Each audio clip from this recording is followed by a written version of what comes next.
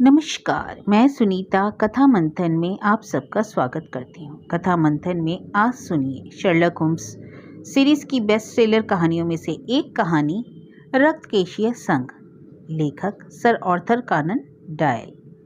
पिछले साल जब मैं अपने मित्र होम्स से मिलने गया तो वे किसी के साथ विचार विमर्श में व्यस्त थे। वे है एक मजबूत कदकाठी तथा चमकीले लाल बालों वाले सज्जन थे। मैंने क्षमा मांगी और वापस मुड़ा ही था कि होम्स ने मुझे अचानक भीतर खींचकर दरवाजा बंद कर लिया।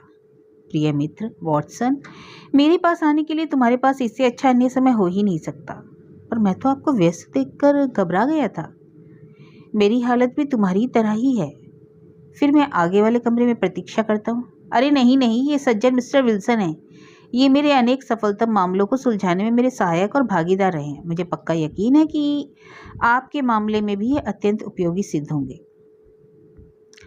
मजबूत कदकाठी वाला वह आदमी अपनी कुर्सी से थोड़ा उठा और मिस्टर विल्सन से गर्मजोशी के साथ हाथ मिलाते हुए उसने उन्हें मोटी गोल आंखों से हैरानी से देखा।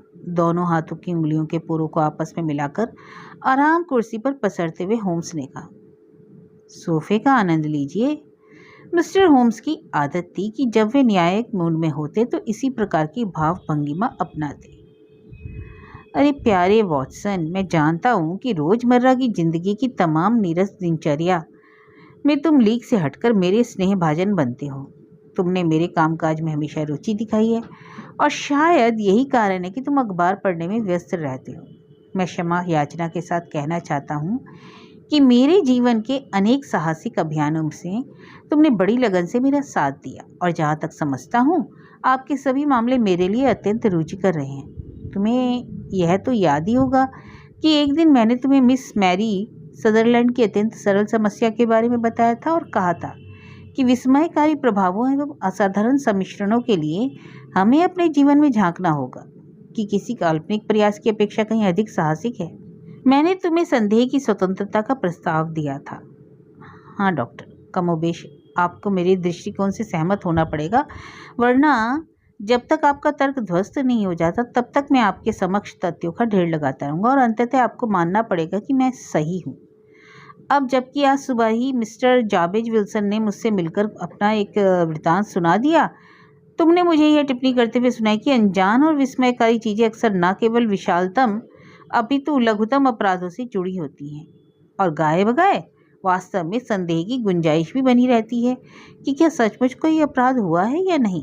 मैंने अब तक जितना और जहाँ तक सुना है, मेरे लिए यह कहना असंभव है कि मौजूदा मामला किसी अपराध का उदाहरण है या नहीं, परंतु घटनाक्रम के आधार पर मैं ये अवश्य कह सकता हूँ कि अपनी किस्म का यह अनूठा मामला है। मिस्टर विल्सन, यदि आप दोबारा से अपना वृत्तांत सुनाएं तो बड़ी मेहरबानी होगी। मैं आपसे इसलिए नहीं कह रहा कि मेरे मित्र वॉटसन ने इसका आरंभिक भाग नहीं सुना है, बल्कि इसलिए कह रहा हूँ कि यह एक खास किस्म की कहानी है जो मुझे इसका प्रत्येक विवरण आपके मुँह से सुनने को विवश करती है। अपनी आदत के अनुसार जब मैं घटनाक्रम का जरा सा भी संकेत पा लेता हूँ तो समान प्रकृति के हजारों मामले मेरे स्मृति पटल पर उभर आते हैं। मौजूदा मामले में मैं यह मानने को मजबूर हूँ कि मेरे मत अनुसार इसके तथ्य आश्चर्यजनक हैं। मुवक्किल का सीना गर्व से थोड़ा फूल गया। उसने अपने लंबे कोट की जेब से गंदा सा मुड़ा तोड़ा अखबार निकाल लिया। विज्ञापन के कॉलम पर निगाह डालने के लिए उसने थोड़ा आगे झुककर अखबार को अपने घुटने पर फैला लिया। मैंने आगंतुक और उसकी वेशभूषा को देखकर उसके हाव भाव को समझने का प्रयास किया। बहरहाल अपने निरीक्षण से मैं कुछ खास हासिल नहीं कर पाया। आगंतुक आमतौर पर एक थुलथुला, सुस्त और औसत दर्जे का स्थानीय ब्रिटिश कारोबारी लग रहा था। उसने एक ढीला ढाला, 4 खाने वाला ऊनी पजामा, गंदा सा बिना बटन वाला फ्रॉक कोट, मोटी सी पीतल की अल्बर्ट चेन वाली मटमैली सी जैकेट और गहने के रूप में धातु की एक चौकोर ताबी सी कोई चीज पहन रखी थी। झुरीदार कॉलर वाला मटमैला सा पुराना ओवरकोट और एक गंदा टॉप हैट उसकी बगल की कुर्सी पर रखा हुआ था। कुल मिलाकर कह सकता हूँ कि उस आदमी के पास उसके चमकीले लाल बालों को छोड़कर कुछ खास नहीं था। उसके चेहरे पर अत्यंत उदासी और असंतोष का भाव था। शर्लक होम्स की तेज निगाह मुझ पर पड़ी। वह मेरी जिज्ञासु दृष्टि भांप कर मुस्कुराए। प्रत्यक्ष तथ्यों से परे जाकर उन्होंने अनुमान लगाकर कहा कि आगंतुक ने कुछ समय तक मजदूरी की थी। वह सुंगली लेने वाला एक राजमिस्त्री था और कुछ समय तक चीन में रहा था। उसने बड़े पैमाने पर देर तक हस्तलेखन किया था और इससे अधिक मैं अन्य निष्कर्ष नहीं निकाल सका। मिस्टर जॉर्ज विल्सन की तर्जनी उंगली अखबार पर थी, लेकिन आंखें मेरे मित्र पर टिकी थी। उसने पूछा, मिस्टर होम्स, क्या आप जानते हैं कि खुशकिस्मती किसे कहते हैं? उदाहरण के तौर पर आपको कैसे पता चला कि मैंने मेहनत मजदूरी की थी? यह इस शुभ समाचार की तरह सत्य है। मैंने जहाज पर एक बड़े की तरह शुरुआत की थी। आपके हाथों को देखकर मान्यवर, आपका दाहिना हाथ आपके बाएं हाथ की अपेक्षा थोड़ा बड़ा है। अपने दाएं हाथ से अधिक काम किया, इसलिए आपकी मांसपेशियां अधिक विकसित हैं। ठीक, फिर सुंगनी और राजगिरी का पता कैसे लगाया? मैंने ही अनुमान कैसे लगाया? इसके विषय में बताकर मैं आपकी बुद्धिमत्ता का अपमान नहीं सहन करना चाहता। वैसे भी यह आपके सख्त नियमों के खिलाफ होगा। आप दिशा सूचक परकाल और रुखानी का प्रयोग भी करते हैं। अरे हाँ, वह तो मैं भूल ही गया। लेकिन लेखन के बारे में आपने कैसे अनुमान लगाया? इसका अनुमान इस आधार पर लगाया कि आपके दाहिने हाथ का कफ 5 इंच ऊपर तक काफ़ी साफ है और बाएं हाथ की कोहनी, जिसे आप डेस्क पर रखते हैं, पर मुलायम पेच लगा हुआ है। ठीक है, लेकिन चीन? आपने अपने दाहिने हाथ की कलाई के ऊपर मछली का जो गोदना यानी कि टैटू बनवाया है, वह केवल चीन में ही बनाया जा सकता है। मैंने टैटू के बारे में थोड़ा अध्ययन किया है और इस विषय पर कुछ लिखा भी है। गुलाबी रंग की नाजुक छाप को चीन में बहुत खास माना जाता है, और जब मैंने आपकी घड़ी की चैन पर चीनी सिक्का लटकता हुआ देखा तो अनुमान लगाना आसान हो गया। मिस्टर विल्सन ठहाका लगाकर हंसे। उन्होंने कहा, मैं तो कभी चीन गया ही नहीं। पहले तो मैंने सोचा कि आप कुछ चतुराई दिखा रहे हैं, लेकिन अब देखता हूँ कि आपकी बातों में तो बुद्धिमानी जैसी कोई बात ही नहीं है। उसने सोचा, वॉटसन सोचता है कि मैंने स्पष्टीकरण में कोई गलती कर दी। मुझे इतनी साफगोई से काम नहीं लेना चाहिए था। तुम तो जानते हो कि मेरी जो भी थोड़ी बहुत प्रतिष्ठा है वह मेरी स्पष्टवादिता के कारण है। एक दिन दरार वाले जहाज की तरह नष्ट हो जाएगी। मिस्टर विल्सन, क्या आप विज्ञापन एक बार और दिखा सकते हैं? कि हाँ, वह तो अब भी मेरे पास है। उसने अपनी सुर्ख मोटी उंगली अखबार के कॉलम के बीचों बीच रख दी और कहा, यह है। अब तक की सारी चर्चा इसी विज्ञापन पर आधारित है। आप इसे स्वयं पढ़ सकते हैं मान्यवर। मैंने उससे अखबार लेकर पढ़ना शुरू किया। सारांश था, सेवा में रेड हेडेड लीग, रक्तकेशीय संघ, लेबनान, पेंसिल्वेनिया, संयुक्त राज्य, अमेरिका निवासी स्वर्गीय इजैकिया हॉपिंग्स की वसीयत के अनुसार लीग के एक सदस्य के लिए नाम मात्र की सेवा के लिए 4 पाउंड प्रति सप्ताह के पारिश्रमिक पर एक स्थान रिक्त है। स्वस्थ मन मस्तिष्क एवं 21 वर्ष से अधिक आयु के लाल बालों वाले सभी व्यक्ति इसके पात्र हैं। सभी इच्छुक प्रत्याशी व्यक्तिगत तौर पर सोमवार को 11 बजे श्री डंकन रॉस के लीग के कार्यालय 7 पोप कोर्ट, फलील स्ट्रीट, लंदन में आवेदन कर सकते हैं। उस असाधारण घोषणा को 2 बार पढ़ने के पश्चात मैं सहसा बुदबुदाया। धरती पर इसका क्या मतलब है? जैसी कि उनकी आदत थी, अत्यंत उत्तेजना के क्षणों में अपनी कुर्सी पर बैठे बैठे होम्स मन ही मन मुस्कुराने और कुलबुलाने लगे। उन्होंने कहा, यह थोड़ा लीक से हटकर है, क्यों? अच्छा तो मिस्टर विल्सन, अब मुद्दे पर आइए और अपने घर परिवार और इस विज्ञापन से आपकी किस्मत कैसे खुलेगी इत्यादि के बारे में विस्तार से बताइए। डॉक्टर, आप पहले इस विज्ञापन और इसकी तारीख के बारे में एक नोट बनाइए। यह मात्र 2 माह पुराना 27 अप्रैल 1890 का मॉर्निंग क्रॉनिकल है। अति उत्तम, अब आप कहिए मिस्टर विल्सन। विल्सन ने अपना माथा पहुंचते हुए कहा, मिस्टर होम्स, यही तो है वह बात जो आपसे कह रहा था। शहर के पास गोबर स्क्वायर में मेरा गिरवी घर का छोटा सा कारोबार है। यह बड़ा काम नहीं है और पिछले कई सालों से इससे मेरा गुजारा मात्र हो पाता है। पहले मेरे पास 2 नौकर थे, लेकिन अब एक ही रह गया है। अपने दूसरे पुराने सहयोगी को मैं अब भी काम दिलाने की कोशिश कर रहा हूँ, लेकिन वह अब काम सीखने के लिए आधे वेतन पर काम करने का इच्छुक है। मिस्टर होम्स ने पूछा, आपके इस मेहरबान युवक का नाम क्या है?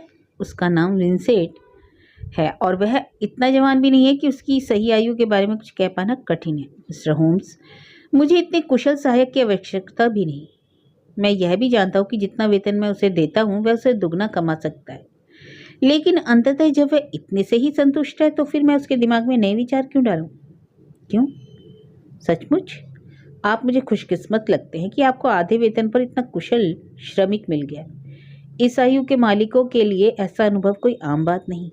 मुझे नहीं मालूम कि आपका सहायक उतना ही कुशल है जितना कि यह विज्ञापन, मिस्टर विल्सन बोले। अरे हाँ, उसकी अपनी कमजोरियां भी हैं। फोटोग्राफी में ऐसा व्यक्ति शायद पहले कभी नहीं था।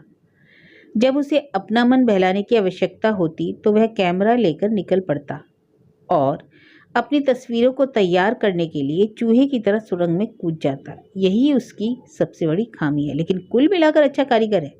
उसके अंदर कोई दुर्भावना नहीं। मेरा अनुमान है कि वह अब भी आपके साथ है। जी हाँ, वह और 14 साल की एक लड़की घरेलू कामकाज, खाना बनाने तथा घर की साफ सफाई के लिए है। चूंकि मैं विधवा हूँ इसलिए मैंने घर नहीं बसाया। हम तीनों बड़े चैन से एक साथ रहते हैं। हमारे सिरों पर छत है। जब हम लोग कुछ अधिक नहीं कर पाते तो उसी मकान की आय से अपने कर्जों की अदायगी करते हैं। हम लोगों को हैरान करने वाली सबसे पहली चीज वह विज्ञापन था। 8 सप्ताह पहले आज ही के दिन विंसेंट यही अखबार लेकर हमारे कार्यालय में आकर कहता है, मिस्टर विल्सन, मैं भगवान का शुक्रिया अदा करता हूँ कि आप लाल सिर वाले आदमी हैं। उसने ऐसा क्यों कहा? मैंने पूछा। उसने यह क्यों कहा कि रक्तकेशीय संघ में एक अन्य रिक्त स्थान है। यह ठीक है कि नौकरी पाने वाले किसी भी व्यक्ति के लिए यह बात फायदेमंद होगी, लेकिन मैं समझता हूँ कि पुरुषों की अपेक्षा अधिक नौकरियां हैं। इसलिए यह न्यासियों के निर्णय पर निर्भर है कि वे धन का क्या करें और कैसे उपयोग करें। यदि मेरे बाल अपना रंग बदल सकते तो मैं अपने लिए पहले से तैयार इस पालने में फौरन कूद पड़ता। क्यों? फिर यह क्या है? मैंने पूछा। मिस्टर होम्स, आप जानते हैं कि मैं हमेशा घर में रहने वाला आदमी हूँ और चूंकि मेरा व्यापार स्वयं चलकर मेरे पास आता है इसलिए मुझे बाहर जाने की भी जरूरत नहीं पड़ती। अक्सर मैं हफ्तों घर से बाहर नहीं निकलता। यही कारण है कि बाहरी गतिविधियों की मुझे जानकारी नहीं होती, अतः मैं खबरें पढ़कर ही थोड़ा खुश हो लेता हूँ। उसने आंखें फाड़कर हैरानी से पूछा, क्या आपने लाल बाल वाले लोगों के बारे में कभी नहीं सुना? नहीं, कभी नहीं। इस बात पर मैं क्यों हैरान हूँ? क्योंकि आप तो स्वयं ही एक पद हेतु योग्य हैं। मैंने पूछा। और उससे आय कितनी होगी? मात्र 200 पाउंड सालाना, लेकिन काम थोड़ा है और किसी के अपने पुराने काम में कोई बाधा भी नहीं पड़ेगी। यह तो और भी अच्छा है। उसकी बातें मेरे कानों को भेदने लगी, क्योंकि आप तो जानते हैं कि मेरा काम कुछ सालों में थोड़ा ढीला है और 200 पाउंड की अतिरिक्त आमदनी मेरे अन्य खर्चे पूरे कर सकेगी। हाँ, आप मुझे इसके बारे में सब कुछ साफ साफ बताइए, मैंने कहा। उसने अखबार दिखाते हुए कहा, ठीक है, आप स्वयं देख सकते हैं कि संघ में एक अतिरिक्त जगह है और उसके प्रत्याशी के रूप में दिए गए पते पर आप अपने विवरण के साथ आवेदन भी कर सकते हैं। और जहां तक मैं समझ सका हूँ, संघ की स्थापना एक अमेरिकी अरबपति एचके हॉपिंग्स द्वारा निजी तौर पर की गई थी। वह स्वयं रक्तकेशी था और उसके मन में सभी रक्तकेशियों के लिए बड़ी हमदर्दी थी। उसकी मृत्यु के बाद पता चला कि अपने पीछे उसने अपार धन संपदा छोड़ी थी जो अब ट्रस्टियों के पास है। उसने अपनी वसीयत में लिखा था कि छोड़े गए धन के ब्याज से होने वाली पूरी आय उन लोगों की भलाई के लिए खर्च की जाए जिनके बालों का रंग लाल हो। मैंने अब तक जो कुछ भी सुना है उसका अर्थ यह है कि काम कम करना होगा और वेतन अधिक मिलेगा। लेकिन आवेदन करने वाले तो लाखों रक्तकेशी लोग होंगे, मैंने कहा। उसने उत्तर दिया, उतने अधिक नहीं होंगे जितने आप सोच रहे हैं। आप यह समझ लें कि यह नौकरी वस्तुतः केवल लंदन वासियों और वह भी उम्र दराज लोगों के लिए आरक्षित है। इस अमरीकी ने अपनी जवानी में लंदन से शुरुआत की थी और वह बदले में अपने पुराने शहर को कोई अच्छी सौगात देना चाहता था। फिर भी मैंने तो सुना है कि यदि आपके बाल हल्के लाल या गहरे लाल हैं या चमकीले लाल हैं तब भी आपके आवेदन करने का कोई लाभ नहीं होगा। मिस्टर विल्सन, अब यदि आपके आवेदन करने का मन बना ही लिया है तो मैं आपको रोकूंगा नहीं। मुझे लगता है कि कुछ 100 पाउंड की अतिरिक्त आय के लिए आपको लीग से हटकर वहां नहीं जाना चाहिए। श्रीमान जी, अब इस सच्चाई को आप स्वयं देख सकते हैं कि मेरे बाल कितने घने और लाल हैं। अतः मुझे लगता है कि यदि इस मामले में कोई प्रतियोगिता हो तो मैं उसमें सफल सिद्ध होऊंगा। इसलिए मैंने उसे आज दिन भर के लिए दरवाजा बंद करके अपने साथ चलने के लिए कहा। इसका भी आज छुट्टी करने का मूड था, इसलिए मैं काम बंद करके अखबार में दिए गए पते पर जाने के लिए निकल पड़ा। मिस्टर होम्स, मुझे ऐसा दृश्य दोबारा देखने की आशा कभी नहीं थी। उत्तर, दक्षिण, पूर्व, पश्चिम सभी दिशाओं से रक्तकेशी लोग इस विज्ञापन के प्रत्युत्तर में उमड़ पड़े। लाल बाल वाले लोगों से फ्लीट स्ट्रीट खचाखच भर गई और पोप कोर्ट नारंगी हाथकड़ी की तरह दिखाई दे रही थी। मैंने कभी नहीं सोचा था कि केवल एक विज्ञापन पर देश के इतने सारे लोग एक साथ एक जगह उमड़ पड़ेंगे। और जब मैंने देखा कि विविध रंगों और वेशभूषा वाले बहुत सारे लोग कतारबद्ध होकर अपनी बारी की प्रतीक्षा कर रहे हैं, तो मैंने अधीर होकर उसे छोड़ देने का मन बनाया। लेकिन विंसेंट ने मेरी एक ना सुनी। इतनी भीड़ के बीच में वह मुझे कैसे निकाल कर ले गया, इसकी तो मैंने कल्पना भी ना की, लेकिन वह मुझे खींचते धकेलते आखिरकार ऑफिस की सीढ़ियों तक पहुंचा ही दिया।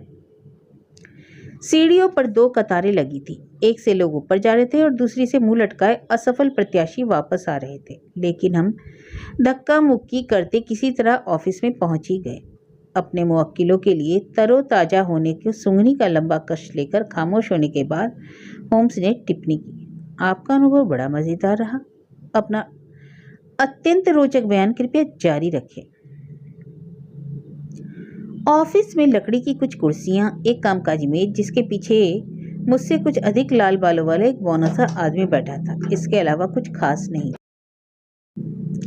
उसने हर एक प्रत्याशी में कुछ न कुछ कमी निकालकर अयोग्य घोषित कर दिया। वहां नौकरी पाना आसान काम नहीं था। बहरहाल जब हमारी बारी आई तो वह बौना आदमी अन्य प्रत्याशियों की तुलना में हमारे लिए कुछ अधिक ही मेहरबान नजर आया। शायद हमसे कुछ निजी बात करने की नीयत से हमारे अंदर प्रवेश करते ही उसने दरवाजा बंद कर दिया। मेरे सहायक ने किया, ये मिस्टर जावेद विल्सन हैं और संघ के रिक्त स्थान भरने के इच्छुक। दूसरे आदमी ने कहा, और ये प्रशंसनीय रूप से इससे के लिए सर्वथा उपयुक्त है। इनके पास सभी वांछित योग्यताएं। मैंने अपनी स्मृति में इससे सुंदर कोई चीज नहीं देखी। मेज के पीछे बैठे व्यक्ति ने थोड़ा आगे की ओर झुकते हुए मेरे बालों को एक टक तब तक देखा जब तक कि मैं झेप नहीं गया। इसके बाद अचानक उसने आगे बढ़कर मेरी सफलता के लिए बड़ी गर्मजोशी से मुझसे हाथ मिलाया। उसने कहा, यदि मैं झिझकूंगा तो अपने कर्तव्य के प्रति अन्याय करूंगा।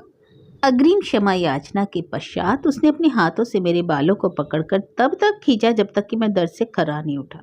उसके इस कृत्य से मेरी आंखों में आंसू आ गए। उसने कहा कि ऐसा करना मेरी मजबूरी थी, क्योंकि आपसे पहले कई लोग नकली और रंगे हुए बालों के साथ मुझे ठग चुके थे।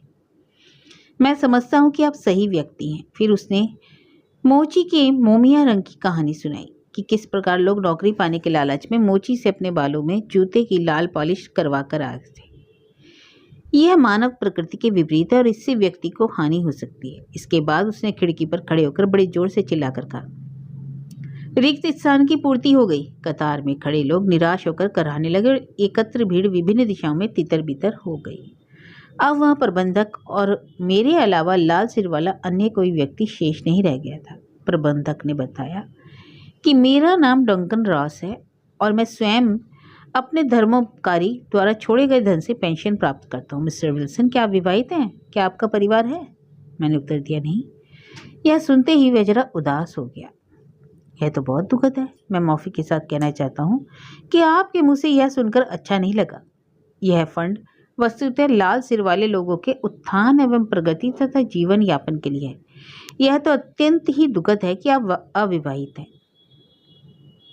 मिस्टर होम्स, उसकी बातें सुनकर मैं निराश हो गया कि वह नौकरी अब मुझे नहीं मिलेगी। लेकिन थोड़ी देर सोचने के बाद उसने कहा, कोई बात नहीं, सब कुछ ठीक हो जाएगा। उसने कहा कि कोई अन्य व्यक्ति होता तो उसके लिए यह हानिकारक हो सकता था, परंतु आपके पक्ष में यह तथ्य जाता है कि आपके पास सुंदर लाल सिर है। आप अपनी नई नौकरी पर कब से आ सकेंगे? मैंने कहा, यह कह पाना मेरे लिए थोड़ा असमंजसपूर्ण है, क्योंकि मेरे पास पहले ही कारोबार है। इस पर विंसेंट ने कहा कि मिस्टर विल्सन, आप इसकी चिंता न करें, आपका कामकाज मैं संभाल लूँगा। मेरे काम का समय कब से कब तक होगा? मैंने पूछा। प्रातः 10 बजे से 2 बजे तक। मिस्टर होम्स, मेरे गिरवी घर का काम अधिकतर शाम, वह भी खास तौर से वेतन दिवस की से ठीक पहले बृहस्पतिवार और शुक्रवार की शाम को होता है, इसलिए मेरे लिए सुबह के समय अतिरिक्त कमा लेना अच्छा ही रहेगा। इसके अलावा मुझे पता है कि मेरा सहायक एक नेक आदमी है और वह किसी भी स्थिति को संभाल सकता है। मैंने कहा, यह पार्ट टाइम जॉब मेरे लिए बड़ी उपयुक्त रहेगी। और वेतन? 4 पाउंड प्रति सप्ताह और काम नाम मात्र को। आप शुद्धतः नाम मात्र किसे कहते हैं?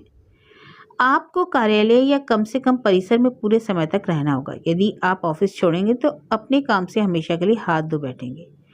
इस मुद्दे पर वसीयत में स्पष्ट निर्देश है। यदि आप इस दौरान ऑफिस से हटेंगे तो शर्तों का पालन नहीं करेंगे। मैंने कहा, दिन में केवल 4 घंटे ही तो रहना है, फिर मैं छोड़ने के बारे में क्यों सोचूंगा? डंगन रॉस ने कहा, न बीमारी, न बिजनेस और न ही कोई अन्य बहाना चलेगा। वहां आपको हर हाल में रहना ही होगा, वरना आप अपने काम से हाथ धो बैठेंगे। और काम?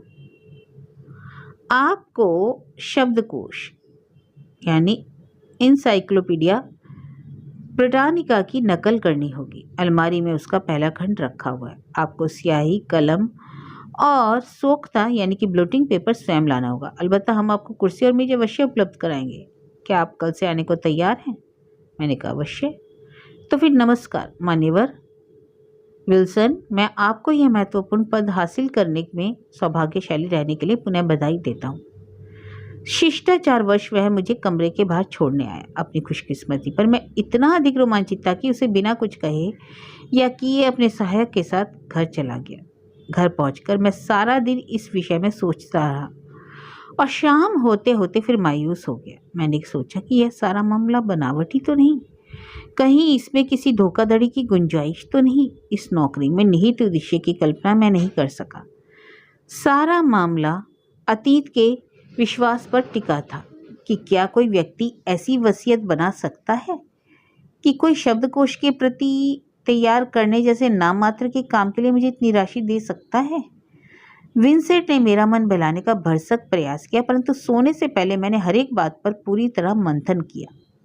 बहरहाल सुबह मैंने निश्चय किया कि जो भी हो एक बार उसे देखना अवश्य चाहिए। इसलिए मैं एक पैसे वाली स्याही की दवात, मोरपंख वाली कलम और फुल स्केप साइज कागज की 7 शीटें खरीद कर पोप कोर्ट स्थित ऑफिस के लिए रवाना हो गए। वहां पहुंचकर मेरी आश्चर्य मिश्रित खुशी का ठिकाना न रहा।